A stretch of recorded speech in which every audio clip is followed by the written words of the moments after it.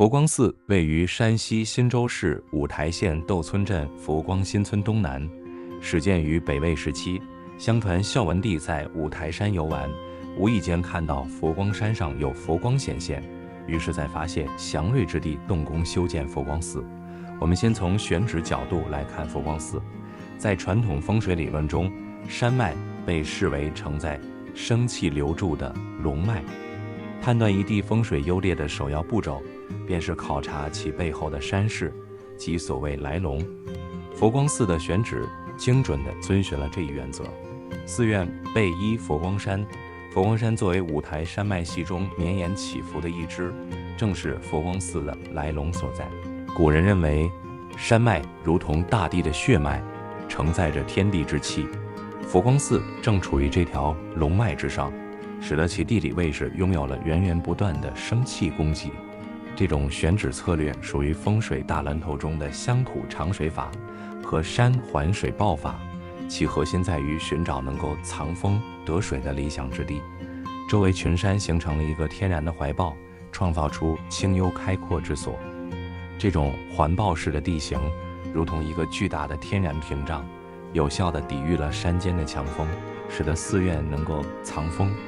将地表附近的气稳定地凝聚在寺院之中。佛光寺所处的山势在宏观上便提供了一个稳固而生机勃勃的地理根基。建筑朝向坐东朝西，寺正前方是一片低下而疏豁开朗的开阔地带。这片宽敞的空间在风水上被称为明堂，是汇聚生气的核心场所。佛光寺的选址布局正是偏地人和谐统一在视觉层面的体现，确保了寺院风水上的稳固性与延续千年持久旺盛的生命力。在中国历史上，大多数重要的建筑，尤其是帝王宫殿、官署以及佛寺，都要遵循坐北朝南的传统原则。然而，佛光寺却是一个显著的特例，其建筑轴线采取东西走向，坐东朝西。这种看似反常的朝向并非随意而为，而是对地形条件的迁就，避免了大规模的土方工程，并充分利用自然条件，实现了功能与美学的和谐统一，是风水学中天人合一和顺应自然思想的完美体现。五台山佛光寺这座矗立千年的古寺，是一部生动的历史教科书，一个将中国传统风水思想和哲学观念转化为具体建筑的实践典范。穿过清代重建、质朴而又简单的佛光寺山门，来到了佛光寺的第一层平台。庭院正中有一座唐代乾符4年公元877年修建的石经幢，高4.9米，底部是八角束腰须弥座，束腰上下为仰覆连瓣，双层圆形仰帘，承托着八角形幢身，上面雕刻有8位极乐天雕像，幢身刻有陀罗尼经，顶部雕有宝盖和流苏。面对唐代经床，左边是文殊殿，右边是明代重建的伽蓝殿。文殊殿采用的是单檐悬山顶，面阔7开间，共33米宽，进深8架船4开间，建于金天会15年公元1137年，在元至正11年公元1351年重修，建造时间晚于东大殿近300年。作为现存全国最大的佛寺配殿和金代建筑的实例，文殊殿具有极高的建筑价值和历史地位。最引人注目的结构特征是其大胆突破了唐代建筑所依赖的密集柱网结构，转而采用一种更具挑战性的以梁架为核心的支撑体系，大胆地将原本需要18根金柱的空间仅用4根金柱来支撑，创造出更为开阔的空间。这并非是简单的减法，而是一次对建筑力学系统的重构。为弥补金柱减少所带来的承重挑战，古代建筑师们必须找到一种新的、更强大的方式来分散屋顶的巨大重量。正是为了支撑减柱法所创造的广阔空间，文殊殿的梁架系统采用了大跨度的8字垛架。这一结构被认为是中国古建筑中最早的实例。其工作原理是将屋顶主檩条上的重力通过8字形的斜向垛架有效地传递到副檩条的两端，再分散至内柱和山墙之上。这种8字垛架实质上是一种早期的横架系统。在现代工程学中，横架被广泛用于跨越空间形成大跨距，通过三角形的稳定性将力分散，用较小的构件实现巨大的承重。近代工匠们在没有现代工程理论指导的情况下，凭借经验和实践，创造性地应用了这一原理。这种大胆的尝试不仅解决了减重法产生的结构难题，还展示了他们对力传递与平衡的深刻理解。文殊殿梁架的跨度甚至超越了后世明清建筑的一些巨构。根据梁思成先生的测绘，文殊殿在殿内共有2处惊人的跨度，一处在14.1米至14.2米之间，另一处为13.4米。尽管在数值上略小于故宫太和殿的16.89米梁长跨度，但是故宫太和殿内是由72根立柱构成密集柱网支撑着巨大的重檐五殿顶，而文殊殿仅仅是只用了4根金柱。何况佛光寺文殊殿和故宫太和殿的建造时间差距有558年，这足以凸显当年建造文殊殿金代工匠非凡的创造力。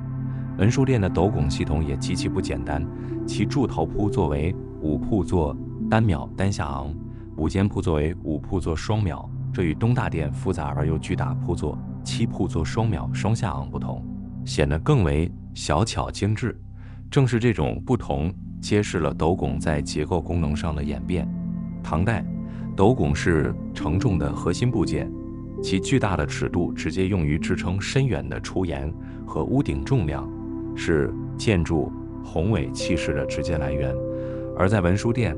虽然斗拱仍具有承重作用，但其规模相对缩小，部分承重功能已转移到内部的梁架系统，预示着斗拱在后续朝代建筑中逐渐走向装饰化的趋势。文殊殿的斗拱正处在这一过渡时期，既保留了传统斗拱的功能性，又开始走向宋金时期细致和绵密的装饰风格，起着承上启下的作用，体现了斗拱铺座从纯粹的力学构件向兼具美学的演变。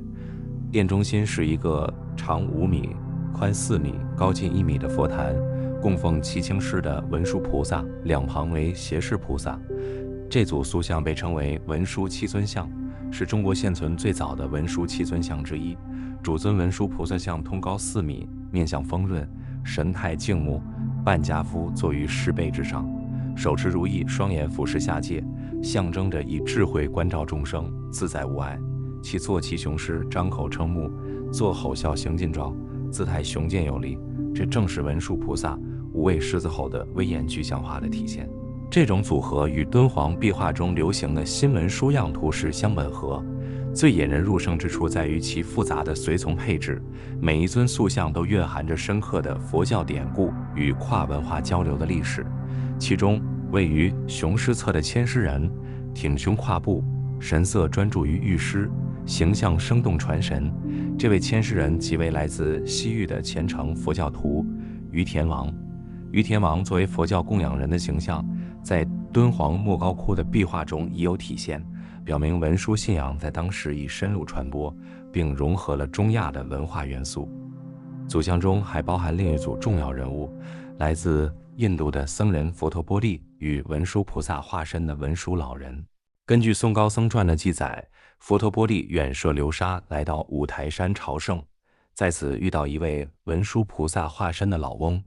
在老翁的指引下，佛陀波利返回天竺，取回了佛顶尊圣陀罗尼经，并再次来到五台山。这个典故清晰地解释了塑像群中佛陀波利通常是手持锡杖和钵的比丘和文殊老人身穿皂袍手持经书或杖的形象来源。组像中还素有善财童子，通常以裸身手捧莲花的稚气形象出现，其故事源自华严经中的善财童子53参典故。善财童子象征着菩萨行者为求正法而遍访善知识，寓意深远。文殊殿供奉的这组群像可以被视为对敦煌莫高窟晚唐至五代时期发展起来的新文殊样图式的立体化再现。这种图式将文殊菩萨、于田王、善财童子、文殊老人和佛陀波利等人物组合在一起，形成了一个跨越地理、历史与文化的叙事体系。这组塑像不仅仅是艺术形式的传承，更是五台山文殊信仰在与丝绸之路沿线文化交流中不断融合、丰富和本土化的重要物证。得益于简注法所提供的开阔无障碍空间，使得信众可以从殿内任何角度完整地欣赏到这组震撼人心的造像群，营造出一种更具沉浸感的宗教体验。总而言之，佛光寺文殊殿是中国古代建筑史上的一座重要桥梁，上承唐代建筑的宏伟气势，同时又以革命性的简注法和八字舵架开创了新的结构样式，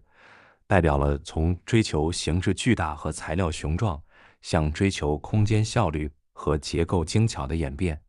因此，文殊殿不应仅被视为东大殿的配角，而应被视为一座独立的、具有里程碑意义的建筑。它以其独特的结构智慧，在中国古代建筑发展的长河中闪耀着不容忽视的光芒。走出文殊殿，继续拾级而上，穿过中院。中院面积较小，并没有恢宏的建筑，属于第二层，两侧有南北厢房各7间，用于办公。直行就是类似窑洞状通往第3层东大殿的过道，过道的台阶高且狭窄，极易滑倒。当双脚踏在走廊的石质台阶，每一步都像踏在历史的脉搏上，光线变得幽暗，两侧的砖石墙壁仿佛是间走廊，走到尽头那边的强光仿佛是另一个空间，引领着我们继续艰难攀爬。登上时间的走廊，视野豁然开朗，午后的阳光铺洒而下，穿过2棵千年古松，落在矗立眼前的东大殿上，树影摇曳。那一瞬间，空气似乎也变成1000年前的唐朝，斗拱的雄伟，屋檐出挑深远，梁柱、斗拱、大门，每一寸木料都饱含岁月的沉淀，历史的包浆。我们被唐代的雄浑气息撞了满怀。之前的金代文殊殿的精巧秀丽仿佛成了远处的背景，眼前这座气势磅礴的大殿，没有金碧辉煌、繁复华丽的装饰，却告诉我们什么是雄浑，什么是海纳百川，什么是天下归心，什么是真正的盛世。这是一个有故事的地方。最令人记忆深刻的场景，除了东大殿刚被建造出来的那段大唐晚期的华彩时间，就是1937年的那个夏天，梁思成、林徽因等先哲走进了这里，在此度过了多年来寻找古建筑最快乐的时光。他们仿佛还没有走远，篝火未熄，余温尚在。也许去了后山寻访古迹，或者在山下的那片树林中搜寻着遗存。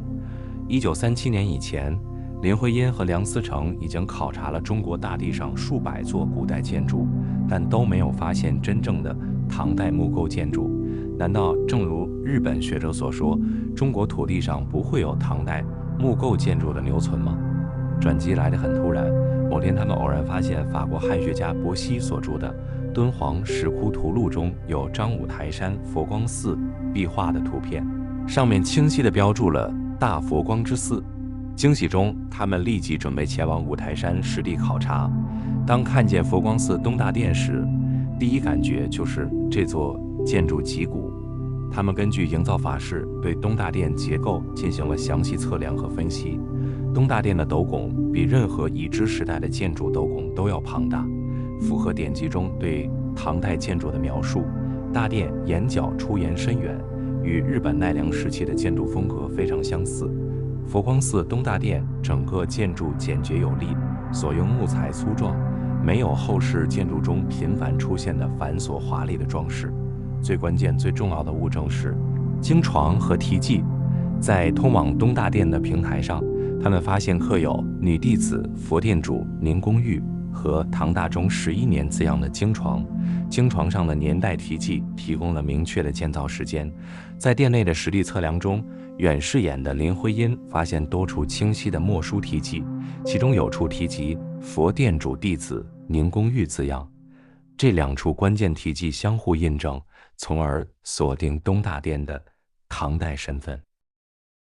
佛光寺的创立时间应该在北魏，距今约1600年，在唐武宗时期的会昌法难时被毁，后由愿成高僧主持捐资募款重修佛光寺。佛光寺有10载有遗存，未易址，未更名。东大殿也没有经过大规模的翻新和改建，每一根梁柱，每一块砖瓦都承载过千年的风霜。它是中国古代建筑的活化石，在中国古往今来的寺庙中可以说是独一无二的，以其原始古朴的面貌，见证着千年的历史。每当夕阳西下，东大殿檐下日轮西斜，阳光在远处的山峦上勾勒出明暗交界，一束穿透过云层的阳光，斜照在东大殿门前，透过窗棂映射在唐代彩塑的脸上。进入佛光寺东大殿，映入眼帘的是一个宏大而庄严的彩塑群落。佛坛上共有35尊彩塑，其中唐代彩塑33尊，高度从1.95米至5.3米不等，场面蔚为壮观，是国内罕见的成套唐塑遗存。梁思成先生曾形容此景有如一座仙林，其布局并非随意堆砌，而是主仆有序，疏密相间，错落有致，既有环境氛围，又有深度和空间感。这种严谨的布局并非孤立存在，它与东大殿的建筑结构和壁画内容形成了完美的统一。东大殿的拱眼壁画和佛坛塑像的内容相互呼应，壁画中的主佛与佛坛上的主尊佛像相对应，这说明东大殿在始建之时，其建筑、彩塑和壁画是经过统一规划设计的。这种3位一体的艺术表现，在国内现存的古建筑中极为罕见。佛坛核心是3世佛与2菩萨的组合，即居中的现世佛释迦牟尼，其右侧的未来佛弥勒，以及左侧的过去佛阿弥陀佛。左右两侧再分别立文殊菩萨和普贤菩萨，5尊主像共同构成了佛坛的主体。这种组合形式在现存寺庙中极为罕见，不属于佛教传统的典型佛像组合模式。这也许反映了当时佛教信仰的多元融合的趋势，不同宗派的教义在佛教艺术中相互渗透，呈现出一种兼容并蓄的整合。这30余尊唐代彩塑，面容饱满圆润，线条流畅，神情安详，眉目低垂，流露出慈悲与怜悯，仿佛从1000年前走来，感知人间疾苦，为观者带来心灵的抚慰。在体态造型上，普遍丰腴健美，比例匀称，多数立像采用 S 型站姿，一腿承重，肩胯对摆，使身体曲线自然流畅，形态生动逼真，突破了魏晋时期双腿并立的呆板姿势。五官塑造上，弯长的细眉与开阔的眉间，使面相柔和，神态细腻，表情生动，人物气韵跃然眼前，仿佛在诉说1000年前的故事，兼具庄严与优雅的视觉效果，显示出唐代佛教造像庄严而不疏离，神圣而具温度的独特风范，是中国古代雕塑中不可多得的珍品。在佛、菩萨、罗汉之间，有2尊特殊塑像引人注目，一是重建佛光寺的主要施主宁公玉像，二是明代主持修缮并改建东大殿，塑造罗汉群像的本随禅师像。宁公玉像被描述为一望而知是极为写实的肖像，面貌丰满，雍容华贵，状貌贤淑，袖手敷坐，神情栩栩如生。本随禅师像则额部微隆，颧骨凸显，两腮微现，神态静穆清苦，如脱尘之士，令人肃然起敬。唐代彩塑的写实风格在宁公玉像上体现得淋漓尽致。主佛坛两侧的明代500罗汉像现存296尊，这些写实的供养人塑像与理想化的佛、菩萨形象形成鲜明对照，共同勾勒出唐代佛教造像艺术世俗化和人性化的核心特征。供养人塑像的出现，使唐代普通人的身影被定格在1000年后的殿堂之中，也让我们真切感受到唐代社会普罗大众对信仰的虔诚，而庄严肃穆的宗教空间也因此注入了鲜活的人性气息。在中国古代木构建筑中，佛光寺东大殿是最古老的建筑之一，也是国内现存唐代建筑中最宏伟、最壮丽，也是最早被发现的一座。在现存有具体年代可考的唐代2座木构中，虽然南禅寺建造年代稍早几年，但是在规模、结构、建筑群体、艺术内容和原真性等等方面，佛光寺又远远超过之。以木构古建筑的整体建筑价值来说，堪称全国之最，无以伦比。梁思成谓之，除殿本身为唐代木构外，殿内尚有唐塑佛菩萨像数十尊，梁下有唐代题名墨迹，拱眼壁有唐代壁画，此四者一以称绝，而四绝集于一殿，成我国第一国宝也。